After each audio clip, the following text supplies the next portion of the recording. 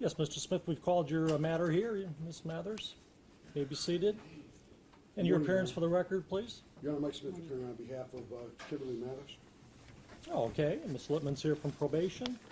And I'd like to hear from Ms. Lippman. If you'd give me a report as to how Ms. Mathers has been doing and a recommendation here, then I'll hear from Mr. Smith on this matter.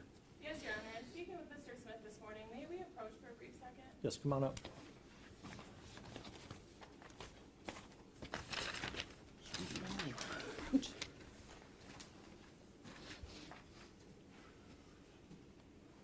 Good morning, Your Honor. Morning. Your Honor, my client, I have a SoberLink. Yes, she's been on this over. Yeah, but I have all the test results, 197 of them. I didn't want to put these in the file.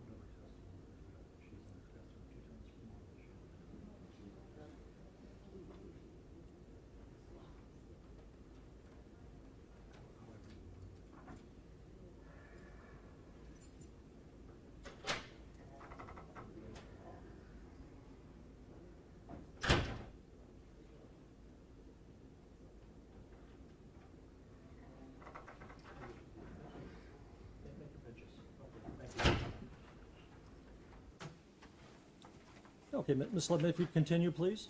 Yes, Your Honor. The defendant was placed on probation for a period of 12 months on November 22nd of 2016 to run through November 22nd of 2017 for operating while intoxicated.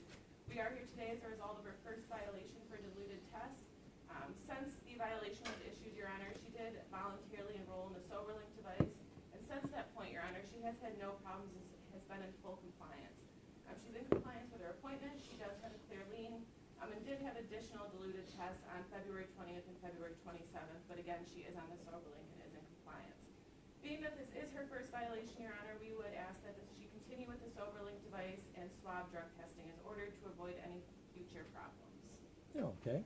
And Mr. Smith, your position on this matter, please. Yes, Your Honor. Ms. Mathers voluntarily went on SoberLink back on February 14th. Because of some dilutions regarding rapid testing. I've found in the past that rapid testing with a number of clients have had dilutions. And that's always based on weight, it's based on body mass. And they don't always tell you what you have to do, and you can't drink coffee, you can't drink this right before the testing. They never educate you on that. So the first time out, clients don't know that they're diluted until they get a notice. Your Honor, she's had 197 tests on SoberLink. They're unremarkable. They all came back negative. I went over those tests with the probation officer. She also had a hair sample back on February 14th, and that came back negative based on one prescription that she does take, and I indicated that to the court.